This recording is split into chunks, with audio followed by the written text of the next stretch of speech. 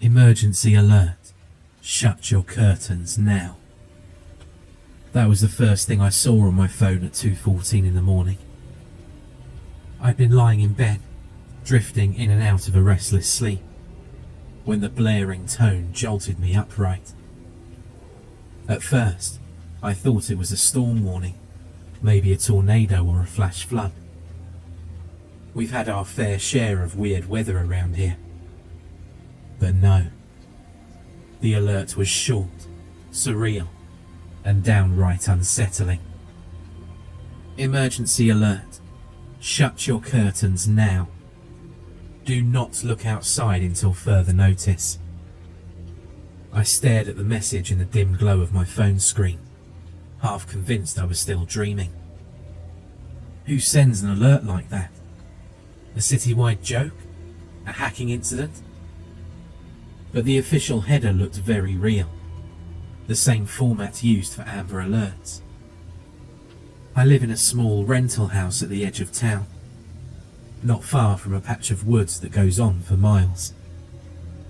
My windows face the tall pines, and I've always liked having the curtains open at night, especially during a full moon. But the message on my phone demanded the opposite, and a tiny part of me decided to obey before I could question how ridiculous it seemed. I scrambled out of bed and peered at my window. Reluctantly, I tugged the curtain shut, my hands trembling slightly. Another phone alert dinged. This time, it was a text from my best friend, Ray, who lives 2 streets over. Dude, are you seeing this? What the hell does it even mean? I just got it too. Are you okay? She didn't respond right away. I guessed she was probably doing the same thing as me. Closing curtains, or maybe calling her mum who lived in the next state over. My parents were asleep in their own place across town, so I considered calling them too. But something held me back. If there was a real emergency, part of me didn't want to cause a panic or wake them up. Because what if it turned out to be nothing? My phone buzzed again, the same screeching tone as before. Emergency alert update. Maintain complete darkness in your home if possible. Do not open your doors for anyone. This was no hack or hoax. The local authorities were doubling down, telling us to stay in the dark and keep everyone out. At 2:20 in the morning, you can't help but feel the primal part of your brain stir, telling you that something is out there, something that knows we're inside. I flicked off my bedroom lamp, which I turned on after the first alert, and I tried to breathe quietly. My small house, once comforting, now felt like a trap. I texted Ray again. Holy crap, are you okay? Did you close all your curtains? Yeah, I'm freaking out. Lights off, door locked. We should call each other. Good idea. Within seconds, my phone buzzed. I clutched it, feeling sweaty despite the chill in the air, and answered. Hearing Ray's voice was a tiny relief. She sounded just as rattled as me, which oddly made me feel less alone. Did you hear anything outside? She whispered, like someone might be eavesdropping. Are those sirens? Helicopters? No, I whispered back, as if the walls had ears. It's too quiet. It's freaking me out. Ray sucked in a shaky breath. Same. Listen. My cousin works part-time for the county's emergency services. I tried calling him, but it went straight to voicemail. I don't like this. What if it's some chemical leak or a manhunt? Or something else? Neither of us wanted to finish that thought. The idea of something else conjured up every monster from our childhood nightmares. We might be adults now, but at that moment, we were just a pair of terrified kids in pajamas. We stayed on the phone, barely talking, just listening for any clue from the outside world. I found myself pressing an ear to the wall, straining to detect a passing car or a neighbour's TV. Nothing. Even the wind outside seemed to have died. Time crawled by. After maybe 10 minutes, I heard a muffled sound, like someone walking on my lawn. My house is old, with thin walls, so it's easy to hear when someone's on the property. Footsteps. They circled the side of my house, crunching fallen leaves.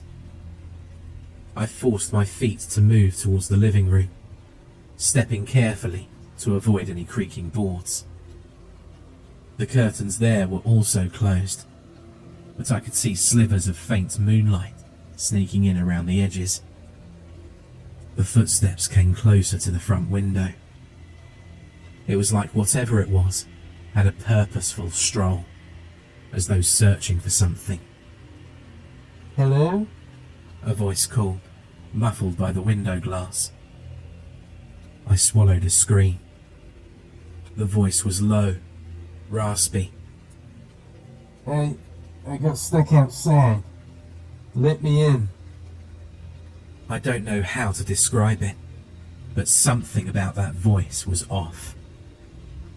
Almost as if the person had never really spoken before and was trying to mimic the way that humans speak. My tongue felt numb. The alerts rang in my head. Don't open your doors for anyone. Ray whispered frantically in my ear. What's happening? Who's that? There's someone outside, I whispered. My entire body trembled as a shape pressed against the living room window. They knocked twice, and each knock sent vibrations through the glass into my bones. Please, the voice insisted, still too low and strange. I need help. I didn't move. I didn't speak.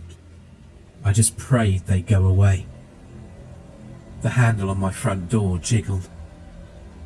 Ray was nearly hyperventilating on the phone, but stayed silent. Then, the rattling stopped. The footsteps retreated, circling around the side of the house again. Then everything fell quiet. I let out a strangled breath. They're gone, I think. What did they say? That they needed help, but it didn't sound right, I replied, trying to keep my voice from shaking. Like they were faking it. God, Ray, what's going on? She didn't have an answer, and for a while, neither did I. I gathered my courage long enough to grab a blanket and pillow, and I huddled in the corner of my living room, phone pressed to my ear. Ray did the same in her house. We kept the line open, dozing off sporadically, afraid that if we truly fell asleep, we might wake to something unspeakable standing over us. When dawn finally broke, my phone buzzed again with an update from the city. Another emergency alert, but this time in text form. Update. Remain indoors. Keep curtains shut. Further instructions will be sent by noon. No relief. No explanation. Just more warnings. Through a narrow gap in my living room curtains, I saw a pale, overcast sky. Outside, the street looked normal. Empty, but normal. No roving police cars. No caution tape. I wondered if someone else in town had opened their door during the night. Ray and I talked on the phone as we forced down stale cereal for breakfast. We debated checking on her mum or my parents, but the alert insisted we remain indoors. She offered to drive to me, but that meant stepping outside and violating the instructions. Neither of us wanted to risk it. It wasn't until around 10 AM that we heard the first official broadcast. The local radio station cut into its usual morning show with a shaky-voiced DJ, announcing they had an emergency bulletin to read. Ray held her phone to the radio and let me listen over our call. Fairwood County residents, do not leave your homes under any circumstances, the DJ read. Cover windows, avoid direct sight lines. Should you witness anything unusual outside, particularly unusual individuals, do not engage. Law enforcement is investigating reports of masked individuals who may be posing a threat. Further details to follow. Masked individuals? I thought about the person or thing that knocked on my window. Could that voice have been muffled by a mask? I couldn't know for certain. Noon arrived, and so did the promised update. Just another curt message telling us to keep all window coverings secured until nightfall. A citywide curfew is in effect. Lock your doors. The warnings were piling up, but the authorities gave no explanation. My mind conjured horrifying possibilities. Maybe the outside air was contaminated. Maybe a contagion was turning people into... I don't know. I remembered old stories about skinwalkers or shapeshifters that lurk in the dark. But we were seeing broad daylight. It didn't match anything I knew. By mid-afternoon, I was jumpy at every little sound. Ray and I kept the phone line going almost non-stop, though sometimes the call dropped and we had to reconnect.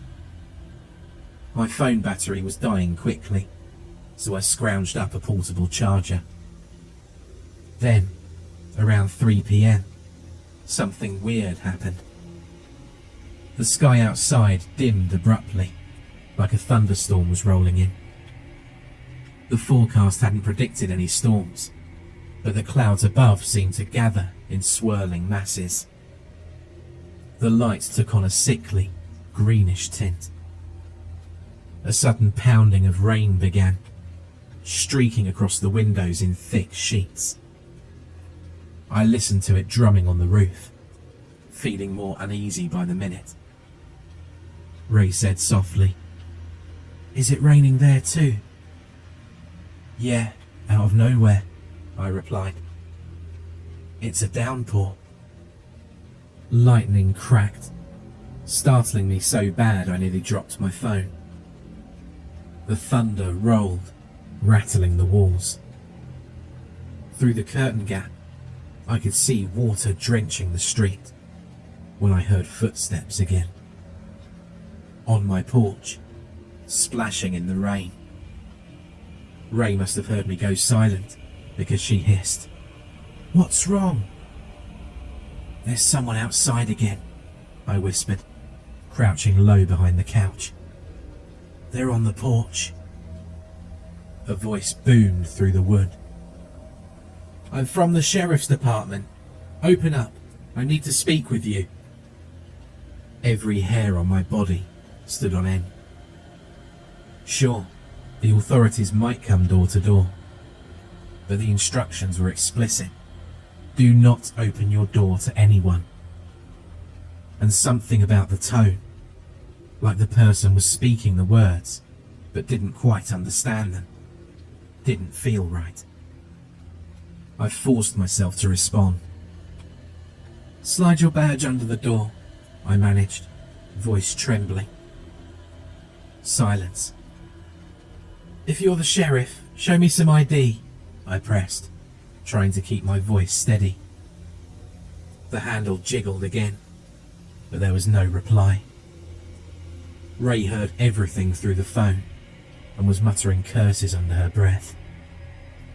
Then the voice resumed, quieter, as if not meant for me to hear. They won't open. They're inside. Who was this stranger talking to? Were there more of them?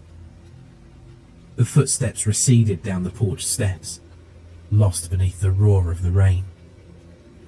I realised I was shaking so badly I might drop my phone, so I clutched it tighter, glancing at the time. 3:10. Could I survive another night of this? Moments later, the storm intensified. An hour passed, then 2. The storm outside then gradually began to weaken. By early evening, the alerts told us to brace for nightfall and to not open curtains under any circumstances. The authorities repeated that the individuals were still at large, but offered no real clarity. As dusk crept in, the streetlights outside remained off. Maybe the city had cut the power to them. Part of me wanted to fling the curtains wide open, just to see if the world outside was still real. But I didn't want to risk anything. Around 9 p.m, Ray suddenly gasped into the phone. "I see headlights," she said. "Someone's driving down my street." She paused, then whispered, "They stopped in front of my house." "What do you see?" "I can't see anything. Curtains are still shut. But I hear an engine idling. Now it's off. They're walking up to my door." "Stay quiet," I whispered. "Don't open it." A soft knock echoed over the phone line, followed by another. Then a man's voice, calm and confident. "Ray, it's Officer Byrne. I'm here to escort you to a safer location. Open up." I recognized the name. Officer Byrne was a family friend of Ray's. Could this actually be him? Or was it the same impossible imitation as before? "He knows my name," she hissed. "He even knows my family. Maybe it's real." All the official warnings said no. But this was someone she trusted. I had a bad feeling. "Ask for the code," I blurted. Ray and Byrne had a code word they used in high school to confirm it was really them. Some private inside joke. I used to tease her about it, but I couldn't remember what it was. She must have remembered, because a second later, I heard her speak. The voice outside paused for a long moment, the tension almost cracking my phone speaker. Then, he responded with something, but it was too quiet for me to catch. Ray gasped softly. "That's the wrong code," she whispered to me. We both waited on tenterhooks for the next thing to happen. The voice outside the door tried a few more lines. "I'm your friend, Ray. It's me, Officer Byrne." But it sounded uncertain now, like it was piecing together phrases from memory. Ray didn't answer. After what felt like forever, it sounded like it walked away and left. She exhaled in a sob. I told her to stay strong. The radio piped up again, crackling with static. An official-sounding voice repeating the same instructions. "Do not open your door. Do not look outside. Remain silent." Midnight approached. Just as I began to get tired and close my eyes, red and blue lights strobed through the slit in my curtains. I crawled carefully to the window. Against all common sense, I peeked through the smallest gap in the fabric. Outside, an armoured vehicle was parked in the street. People in dark uniforms were shining flashlights into yards and houses. One of them stepped onto my porch, scanning the area with a handheld device that beeped sporadically.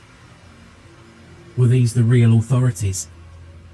Their uniforms had patches I didn't recognize, some special operations or government seal. They placed odd devices on my neighbour's lawn, small cylindrical machines that glowed green.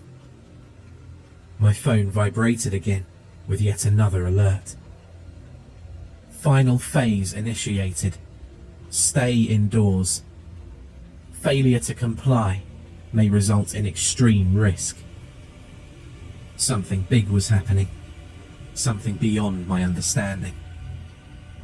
At least it seemed these uniformed figures were cleaning it up.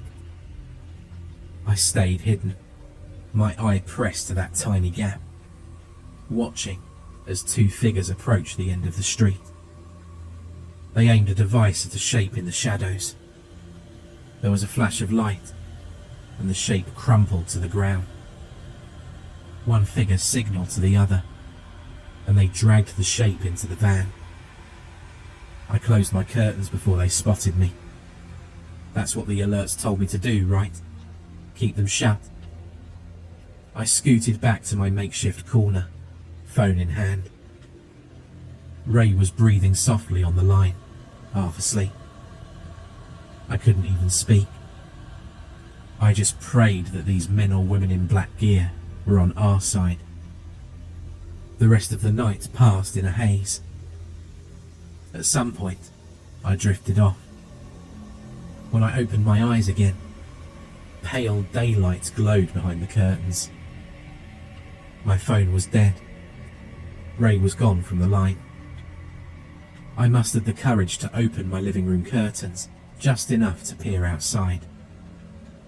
There was no sign of the armoured vehicle. No uniformed men. The street looked strangely normal. I checked my door. It was locked, undamaged. No official alerts had come in on my phone. It was still dead, but once I plugged it in, there were no new notifications. The radio station was back to playing classic rock. No mention of the previous day. It was as if the entire event had been erased. I stepped onto my porch for the first time in what felt like years, scanning for any sign of footprints or bullet casings. Anything that proved last night had been real. Nothing. Just damp leaves and the faint odour of burning rubber. I dialed Ray. She picked up instantly, her voice cracking with relief. We shared stories. She'd seen the same armoured convoy, heard a final alert that told them the threat was neutralised. But now, the city's official website had no mention of it. The local news posted nothing out of the ordinary. In the days that followed, people around town acted like nothing ever happened. A handful of folks mentioned odd power surges or weird noises in the night. But no one talked about the emergency alerts. Some looked at me blankly when I asked, as if I was telling them a bad joke. We tried to bring it up in the local social media group. Our post got removed within minutes. We decided to keep quiet, although it drove us crazy. I wish I could tell you that this was just some bizarre internet rumour. But it's the kind of story you'd read once and forget by next week. But I can't shake the sense that something bigger happened. Something that left a mark on me and on my entire town, even if most people pretend not to remember. So, if you ever get an alert in the middle of the night, telling you to lock your doors and keep your curtains shut, don't hesitate. Don't question it. Just follow those instructions. Because there are things out there, and they're very good at mimicking what you want to hear. They might wear the faces of people you trust, or call your name through the window. But they're not human. And if you look outside at the wrong moment, if you break that single line of defense, you might see them. Because once you make eye contact with what lurks outside, there may be no going back. For more terrifying creepypasta horror stories, check out the playlist or the video on screen.